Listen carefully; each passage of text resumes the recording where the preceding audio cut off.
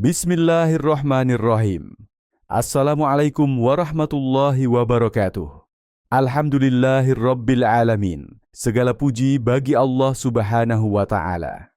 Salawat dan salam semoga tercurah kepada junjungan kita Nabi Muhammad sallallahu alaihi wasallam beserta keluarga dan sahabatnya. Allahumma sholli ala Sayyidina Muhammad wa ala ali Sayyidina Muhammad. Sirah Nabawiyah, kisah Amr bin Luhai, awal mula syirik di Mekkah. Dengarkanlah, wahai jiwa yang sedang mencari cahaya. Ibnu Ishaq menuturkan sebuah riwayat melalui rantai nama-nama yang mengalir seperti sungai ilmu dari generasi ke generasi. Abdullah bin Abu Bakar dari ayahnya hingga sampai kepada sabda Rasulullah Shallallahu Alaihi Wasallam. Suatu ketika Nabi melihat sesuatu yang menggetarkan langit hatinya. Aku melihat Amr bin Luhai menyeret usus-ususnya di neraka. Bayangkan sejenak, seretannya bukan sekadar tubuh, tapi dosa yang memanjang.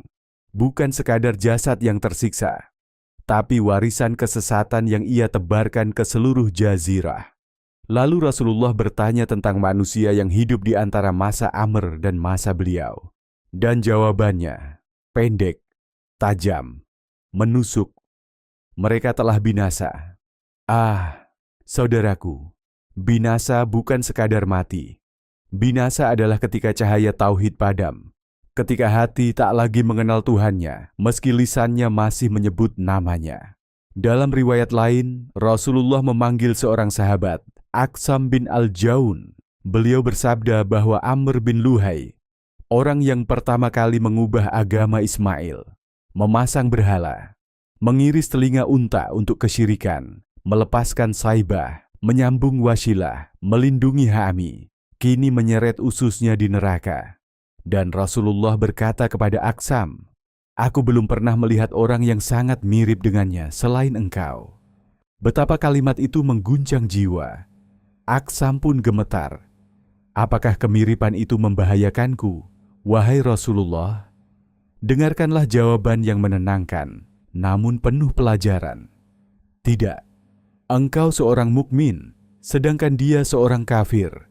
Ah, lihatlah, bukan rupa yang menyelamatkan atau mencelakakan, bukan kemiripan fisik yang menjadi ukuran, tapi isi hati, iman, atau kekosongan iman. Kini, mari kita mundur sedikit dalam lorong sejarah. Amr bin Luhai pernah melakukan perjalanan ke Syam. Di sana, di daerah Ma'arib, ia melihat suatu kaum menyembah patung-patung. Ia bertanya, "Apa ini?" Mereka menjawab, "Kami menyembahnya untuk meminta hujan. Kami memohon kepadanya, dan ia mengabulkan." Ah, betapa mudah manusia terpesona oleh sesuatu yang tampak memberi manfaat.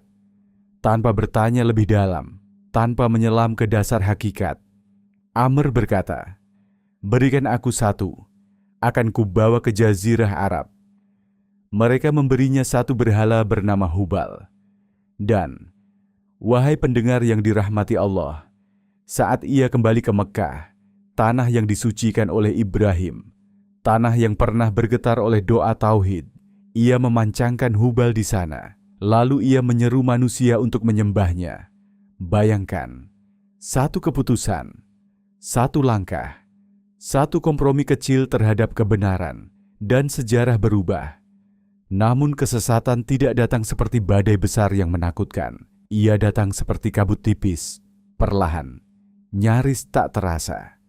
Keturunan Ismail awalnya hanya membawa batu dari tanah suci ketika mereka bepergian, bukan untuk disembah, hanya sebagai simbol cinta, sebagai kenangan terhadap Mekkah. Ketika berhenti, mereka letakkan batu itu, lalu tawaf mengelilinginya, sebagaimana mereka tawaf di Ka'bah.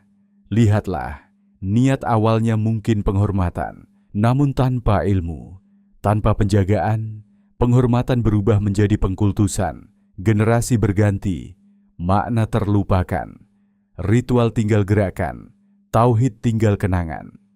Hingga akhirnya mereka menyembah batu yang mereka ukir sendiri.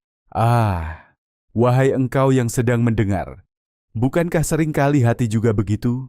Awalnya hanya mengagumi, lalu bergantung, lalu menggantungkan harapan, hingga tanpa sadar yang kita takutkan bukan lagi Allah. Yang kita harapkan bukan lagi Allah. Padahal lisan masih berkata, labbaik Allahumma labbaik. Ironisnya, mereka tetap menyebut nama Allah dalam talbiyah. Tidak ada sekutu bagimu, kecuali sekutu itu milikmu. Dengarkan itu baik-baik. Mereka mentauhidkan, tapi menyelipkan syirik di dalamnya. Mereka mengakui Allah, tapi tetap memeluk berhala. Dan Allah menurunkan ayat. Dan sebahagian besar dari mereka tidak beriman kepada Allah, melainkan dalam keadaan mempersekutukan Allah dengan sembahan-sembahan lain. Quran Surah Yusuf ayat 106. Ini bukan hanya kisah mereka. Ini peringatan bagi kita. Berapa banyak hati yang mengaku bertauhid, namun masih menyisakan hubal-hubal kecil di dalam dada. Hubal berupa harta, hubal berupa jabatan, hubal berupa pujian manusia, hubal berupa ego yang tak mau tunduk. Sejarah mengulang pola yang sama sejak kaum Nabi Nuh, Wad, Suwa, Yaguts, Ya'uq, Nasr. Nama-nama itu bukan sekadar patung. Mereka adalah simbol bagaimana manusia mengabadikan kekaguman, hingga lupa bahwa segala keagungan hanyalah milik Allah. Satu kaum demi satu kaum, satu generasi demi satu generasi, terpeleset oleh hal yang sama, lupa menjaga kemurnian tauhid. Namun, di tengah kegelapan itu, selalu ada jiwa-jiwa yang bertahan, sisa-sisa pengikut Ibrahim, yang masih tawaf, masih berhaji, masih wukuf di Arafah, meski di tengah arus kesesatan, seperti bintang kecil di langit malam, tak mampu menghapus gelap, tapi tetap bercahaya. Wahai saudaraku, kisah Amr bin Luhai bukan sekadar cerita tentang satu orang yang menyeret ususnya di neraka. Ia adalah kisah tentang bagaimana satu penyimpangan kecil bisa menjerumuskan satu peradaban. Ia adalah cermin tentang bagaimana hati yang tak dijaga bisa perlahan menggeser Allah dari pusatnya. Dan pertanyaannya kini bukan lagi tentang Amr bin Luhai, tapi tentang kita. Apakah di dada ini masih murni hanya Allah? Ataukah ada sesuatu yang diam-diam kita agungkan, kita takutkan, kita cintai? Lebih dari dia? Berhentilah sejenak, tarik napas dalam-dalam, dan dengarkan suara hatimu sendiri.